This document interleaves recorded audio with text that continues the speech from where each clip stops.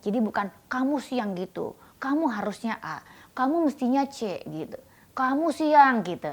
Jadi Anda sadar di mana batasan milik pasangan. Pernikahan yang bahagia adalah pernikahan yang tidak ada konflik di dalamnya. Anda keliru.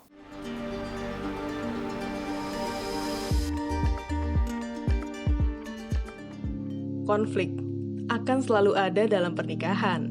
Mau pernikahan yang baru maupun yang udah berpuluh-puluh tahun. Masalahnya juga beragam, mulai dari masa lalu, keluarga, ekonomi, atau eksternal lainnya. Atau bahkan si pasangan yang kepribadiannya gak semanis ketika lagi pacaran. Alias beda banget. Ternyata dia orang yang demotivasi. Prestasinya gak lebih bagus dari kita, banyak mau, dan suka marah-marah. Jadinya bikin kita ilfeel, harapan hancur, dan kecewa. Hati-hati, coba deh perhatiin lagi. Itu harapan kita yang berubah jadi ketinggian atau memang kita yang baru tahu sifat aslinya? Nah, disinilah kedewasaan kita diuji. Roslina Ferauli akan ngasih tahu pentingnya mengelola konflik dalam pernikahan. Buat kamu yang lagi butuh konsultasi pernikahan dan anak, cari tahu dulu yuk infonya di @ferauli.id. Konflik itu akan selalu ada. Ya, sayangnya orang-orang punya miskonsepsi tentang konflik. Orang selalu berpikir bahwa pernikahan yang bahagia adalah pernikahan yang tidak ada konflik di dalamnya. Anda keliru. Pernikahan yang bahagia justru adalah pernikahan yang ada konflik di dalamnya, loh Mbak Vera. Kalau ada konflik, apakah itu artinya pernikahan yang bahagia? Nanti bedanya di sini. Pernikahan yang bahagia versus pernikahan yang tidak bahagia, sama-sama ada konflik di dalamnya, namun dalam pernikahan yang tidak bahagia konfliknya nggak pernah selesai. Kalau dalam pernikahan yang bahagia konfliknya dapat diselesaikan.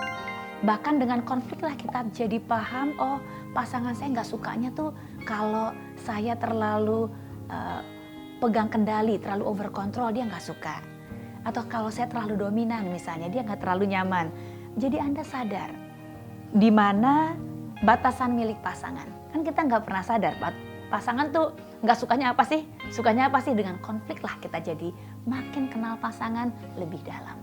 Jadi nggak usah khawatir dengan konflik. Yang penting dua-duanya lagi bersedia belajar untuk mengelola konflik, oke? Karena kemampuan mengelola konflik itu dipelajari. Jadi nggak usah tunggu ya sampai saya handal dulu mengelola konflik baru kita nikah. Enggak perlu. By time, by proses kita akan sama-sama belajar. Ketika ada konflik dan jadi ilfeel sama pasangan, gak sedikit dari kita yang memilih untuk menyembunyikan perasaan sedih, marah, dan kecewa dalam hati, atau mengabaikan emosi-emosi tersebut. Hati-hati, perasaan tadi yang dipendam dan diabaikan nantinya akan meledak juga. Khawatirnya malah makin parah.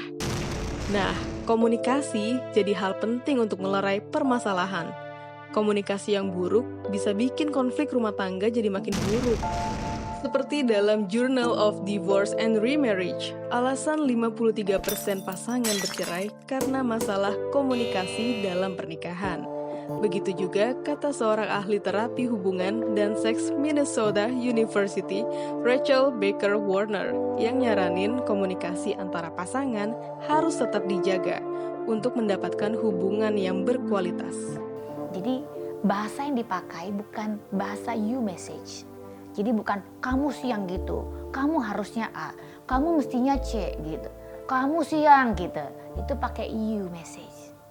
Karena you message yang pakai kamu tadi dalam relationship, ini relationship bersama pasangan loh ya, jangan dibawa ke kantor. Dalam relationship bersama pasangan, you message hanya bisa dipakai untuk memuji. You look handsome loh sayang, pakai baju itu. Nah, itu buat muji. Jadi kalau lagi ngeluh mbak, lagi komplain, lagi kesel sama pasangan, pakainya apa dong? Pakai pola-pola I message.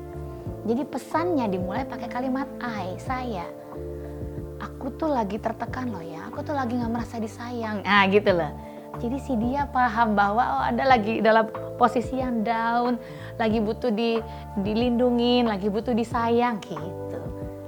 Gunakan ya teknik komunikasi yang tepat agar pasangan paham apa kebutuhan Anda. Agar tadi rasa yang ilfil-ilfil tadi bisa dipahami dan segera kita benahi.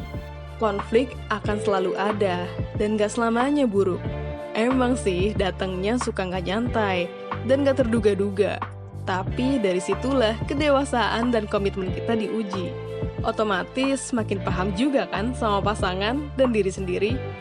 Nah, komunikasi dan manajemen konflik jadi poin penting untuk mengatasinya. Kayak yang tadi dibilang sama Mbak Vera. Jangan lupa untuk menggunakan I message untuk menyelesaikan konflik dan you message untuk memuji. Semoga kita bisa saling belajar ya. Selamat mencoba!